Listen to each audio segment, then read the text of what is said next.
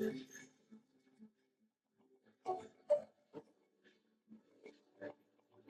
दोस्तों, स्वागत है आपका अनुपमा एस अकेडमी में। भारतीय इतिहास की सीरीज में आज हम चालुक्य वंश के विषय में देखेंगे और चालुक्य वंश की वह शाखा जो सोलंकी वंश के नाम से प्रसिद्ध है, उस शाखा को हम देखेंगे। तो आज की वीडियो में जो गुजरात के चालुक्य हैं या जो अहिलवाड़ के चालुक्य हैं, उन चालुक्यों के विषय में हम देखेंगे। तो मैं अनुपम तिवारी स्वागत करता हूं आपका अपने इस YouTube चैनल पर। आइए जानते हैं गुजरात के चालुक्यों के विषय में। जब हम चालुक्य वंश को देखते हैं तो इनका जो क्षेत्र है, गुजरात के क्षेत्र, वह हमको उत्तर पश्चिम के भारत में मिलता है। मतलब वर्तमान जो गुजरात का क्षेत्र है, कुछ एरिया राजस्थान का, महाराष्ट्र का भी कुछ एरिया टच करता था, तो उस तरह से हमको यह मिलता है। चालुक्यों में हमको कई चालुक्य मिलते हैं। जैसे जो चालुक्य वंश है, इसकी एक शाखा की तो बात आज हम कर रहे हैं, तो इसकी गुजरात शाखा है जिसको सोलंकी वंश के नाम से जाना जाता है। इसके अलावा भी चालुक्यों की अन्य शाखाएं भी, जैसे वातापी के चालुक्य जिनको दक्षिणापथ कहा जाता है, वेंगी के चालुक्य और कल्याणी के चालुक्य। तो चालुक्यों के कई वंश और उन वंशों में आज हम सोलंकी वंश के विषय में या गुजरात के चालुक्य वंश के विषय में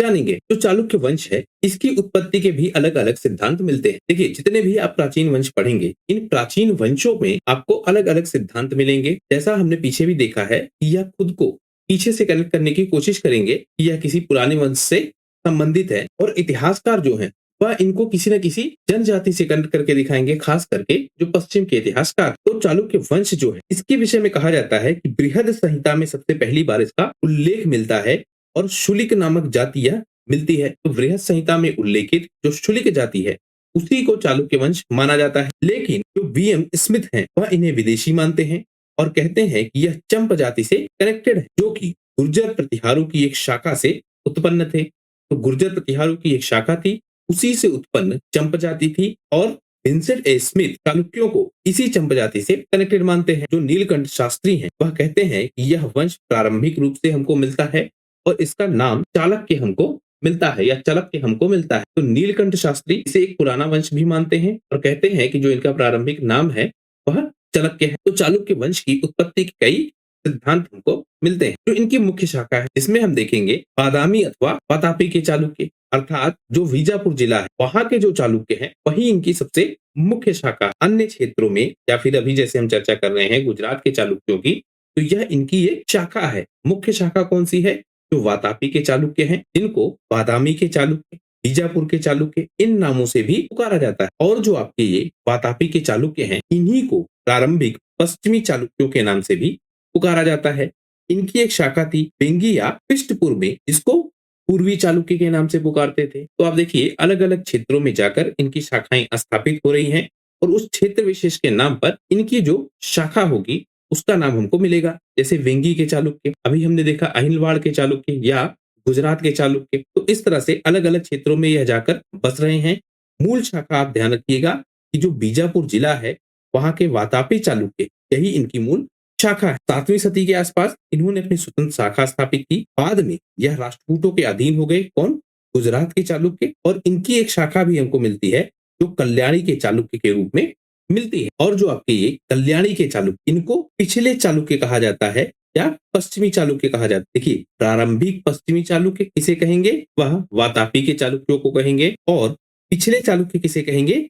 कल्याणी के चालुक्यों को कहे। 10वीं सदी के उत्तरार्ध में जो राष्ट्रकूट शासक इनसे अपने वंश के राज्य को पुनः छीनकर या फिर से एक स्वतंत्र शाखा के रूप में स्थापित होते हैं। जो गुजरात के चालुक्य हैं, अब हम इनको डिटेल से देख लेते हैं। कुमारपाल चरित और वर्ण रत्नाकर में हमको 36 राजपूतों की जो सूची मिलती, उसमें हमको यह सोलंकी वंश भी या जो गुजरात के चालुक्य हैं, यह मिलते हैं। हमने देखा था 36 राजपूतों की सूची अलग अलग ग्रंथों में अलग अलग सूचियां हैं, कुछ इनमें कॉमन होंगी, कुछ डिफरेंट होंगी। इसी तरह से जो कुमारपाल चरित है, जो वर्ण रत्नाकर है, उसमें जो 36 राजपूतों की सूची है, वहां पर हमको सोलंकी वंश मिलता है। जो गुजरात की चालुक्य शाखा, इसके संस्थापक कौन है?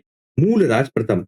बहुत इंपॉर्टेंट फैक्ट है। तो मूलराज प्रथम इसके संस्थापक हैं। इन्होंने गुजरात के बड़े भूभाग पर अधिकार किया और अहिलवाड़ को अपनी राजधानी बना। इसीलिए जो गुजरात के चालुक्य हैं, उनको अहिलवाड़ के चालुक्य भी कहा जाता है। इस वंश के शासकों के साथ आप देखेंगे यह जैन धर्म से ज्यादा कनेक्टेड होंगे, अर्थात जैन धर्म को ज्यादा यह मानने वाले होंगे। इनका जो राजा है, चालुक्य राजा भीमदेव प्रथम, इसका शासनकाल 1022 से 1064। देखिए, जो गुजरात के चालुक्य हैं, इनमें आपको गैप मिलेगा। मतलब एक राजा के बाद जो दूसरा राजा हो, उसमें आपको गैप मिलेगा। जैसे अभी हमने देखा मूलराज प्रथम को 941 से 995 ईस्वी का इनका काल है। फिर हम देख रहे हैं भीमदेव प्रथम को, तो भीमदेव प्रथम का 1022 से 1064 ईस्वी का शासनकाल है। तो बीच का जो समय, उस समय के जो राजा हैं वह राजा हमको पता नहीं लगते हैं। तो चालुक्य राजा भीमदेव प्रथम का काल आता है। इन्हीं के समय में जो महमूद गजनवी है, इसने 1025 ईस्वी में सोमनाथ मंदिर को लूटा था। तो अगर आपसे पूछा जाए किसके समय काल में या कौन सा वह चालुक्य राजा था जिसके समय काल में महमूद गजनवी ने आक्रमण किया था और सोमनाथ मंदिर को लूटा था, तो वह राजा कौन है? भीमदेव प्रथम। जो भीमदेव प्रथम है, इन्होंने सोमनाथ मंदिर को फिर से बनवाया। पहले सोमनाथ मंदिर था, महमूद गजनवी ने उसको लूटा और उसके बाद इस मंदिर का निर्माण किसने करवाया? भीमदेव प्रथम ने। पहले जो सोमनाथ मंदिर था यह लकड़ी का था, फिर यह ईंटों से बना और अंत में पत्थर से जो निर्माण करवाया गया वह निर्माण भीमदेव प्रथम ने करवाया। हालांकि एक विचारधारा यह भी है जिसमें यह कहा जाता है कि इस मंदिर का निर्माण या इस मंदिर का पुनर्निर्माण कुमारपाल ने करवाया था। कुमारपाल इसी वंश से कनेक्टेड हमको आगे या इसी क्षेत्र से कनेक्टेड हमको राजा मिलेंगे, अभी हम उनको देखेंगे।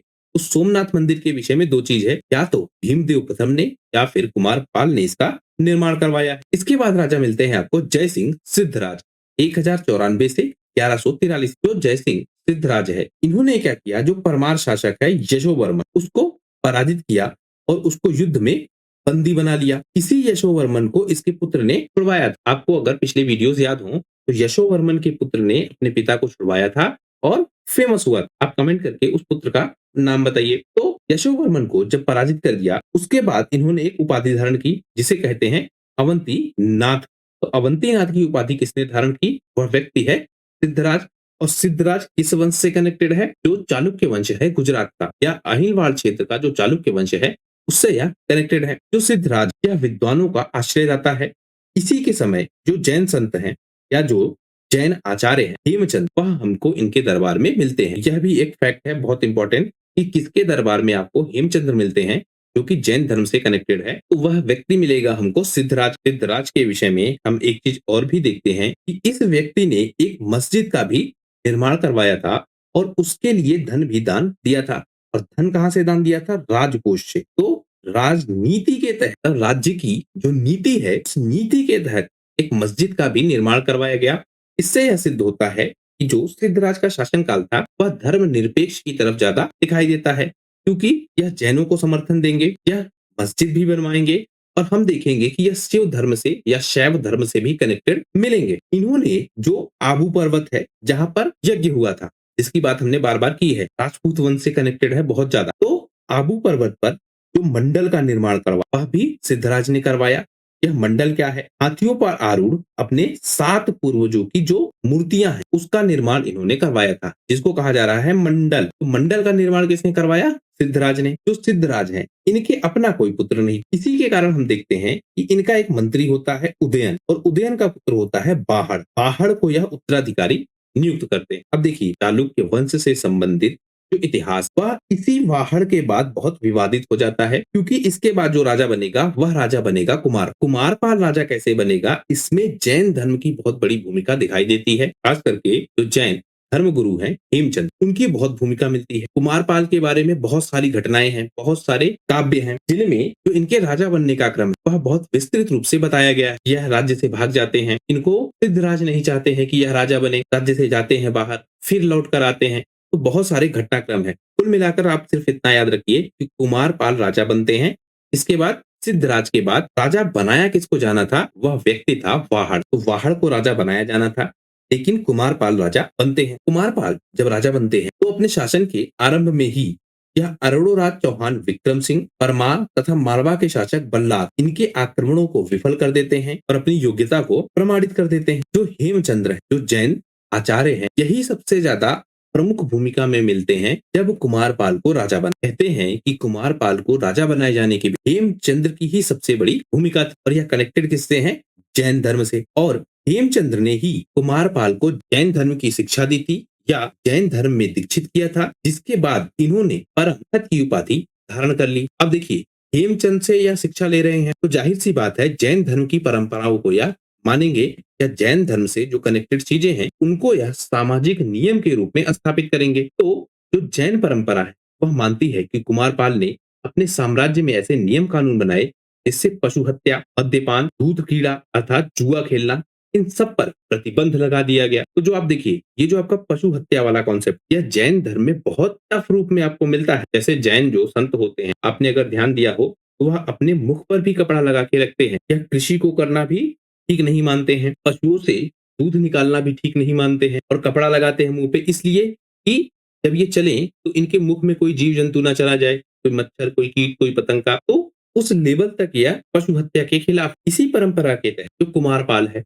क्योंकि हेमचंद्र ने जैन धर्म में इनको दीक्षित किया था, तो यह जैन धर्म के नियम कानूनों को राजनीतिक नियमों के रूप में अपने शासन क्षेत्र में लागू करवा देते हैं। अब इससे क्या होगा, जो कसाई, इनका व्यवसाय बंद हो जाएगा। हालांकि इनको अपने व्यवसाय को बंद करने के लिए कुमारपाल ने 3 वर्ष की आय के बराबर धन दिया। तो कसाईयों को कंपनसेट किया गया उनकी आय से, लेकिन जो डिमांड होगी समाज, वह डिमांड तो बनी रहेगी और सप्लाई नहीं हो रही है, तो उससे भी दिक्कतें पैदा होने लगेंगी। इसी क्रम में हम देखते हैं कि जो सन्यासी हैं, उनको मृग चर्म मिलना भी बंद हो गया, और जो शिकारी है वह व्यवसाय विहीन हो गए। तो एक एग्जाम्पल के रूप में आप इसको समझिए कि जो डिमांड थी समाज की, वह डिमांड तो लगातार बनी हुई थी, लेकिन सप्लाई नहीं हो रही थी। तो इससे जो सन्यासी हैं, एक एग्जाम्पल के रूप में उनको मृग चर्म मिलना भी बंद हो गया। अर्थात जो आवश्यकता थी समाज की पशुओं से संबंधित, उस सप्लाई में बहुत सारी दिक्कतें आने लगी। इसी के कारण हम देखते हैं बाद में जब कुमारपाल का शासनकाल व्यतीत होगा, तो जो अन्य संप्रदाय के लोग वह ज्यादा हावी होने की कोशिश करेंगे। कुमारपाल के विषय में हम यह भी देखते हैं कि भले ही वह जैन धर्म का समर्थक या जैन धर्म में दीक्षित, लेकिन उसने सोमनाथ मंदिर में भी शिव की पूजा की है। तो शैव धर्म से भी कनेक्टेड यह हमको कहीं ना कहीं दिख रहा था, या फिर मान रहा था, विरोध नहीं कर। लेकिन इसके बाद जो शैव धर्म होगा, वह शैव धर्म अग्रेसिव होगा, क्योंकि कुमारपाल के शासनकाल में जैन धर्म को ज्यादा बढ़ावा दिया जा रहा था, जैन धर्म की भावनाओं का ज्यादा सम्मान किया जा रहा था। जो सामाजिक नियम कानून बन रहे थे, वह जैन धर्म से ज्यादा कनेक्टेड मिल रहे हैं। तो जब भी इस तरह की विचारधाराओं के साथ राजनीतिक निर्णय लिए जाएंगे, तो उसके बाद अगर परिवर्तित कोई राजनीतिक व्यवस्था आती है, तो वह पुरानी व्यवस्था का पूरी तरह से विरोध करेगी। कुमारपाल से संबंधित कुछ चीजें हम और देख लेते हैं। इनका एक कवि है, कौन? जय सिंह सूरी।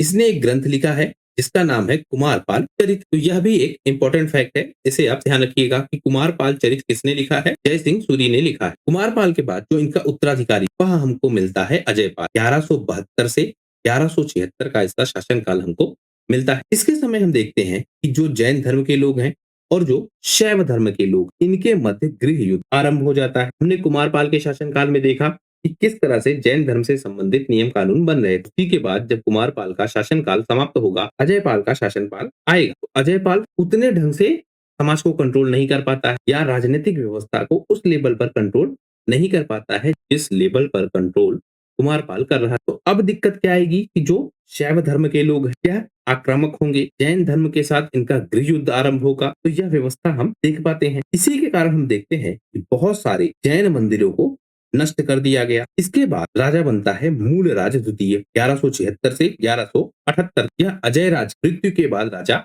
बनता है। इसने क्या किया, जो अबू पर्वत, उसके निकट मोहम्मद गोरी को हराया। इसके बाद हमको अगला राजा जो मिलेगा इस चालुक्य वंश का, वह व्यक्ति है भीम द्वितीय। 1178 से 1238 का इसका शासनकाल हमको मिलेगा। इसी के समय 1178 में मोहम्मद गौरी ने आक्रमण किया, और इसको भीमदेव द्वितीय ने ही विफल किया था।